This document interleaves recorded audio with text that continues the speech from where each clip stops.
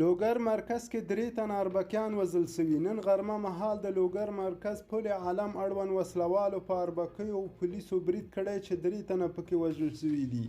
یوې سرچینې عزم ته ویلي چې 3 تنه پولیس په موټر سایکل سپاره و چې وسلوالو پرې ډزې وکړې. 3 واړه ځای پر ځای ووژل سول. سرچینه وایي وسلوالو له وژل سویو پولیسو وسله هم له ځان سره یوړه او له سیمې ووتل. د لوګر ولایتي چارواکو او طالبانو تر اوسه په دې اړه څه نه دي ویلي، خو سیمه ییز طالبان وایي چې 1 میل وسلې هم لاسته ورغلې او 3 تنه پولیس یې وژلي دي. لوګر ولایت د کابل په ګاونډ کې پروت دی. له ناامنو ولایتونو څخه دی چې څو ورځې وړاندې د سرخ ولسوالۍ هم طالبانو لاسته ولوېده او دولتي ځواکونو د ولسوالۍ له ودانۍ او شاوخوا ټولو پوستو پر شا سول.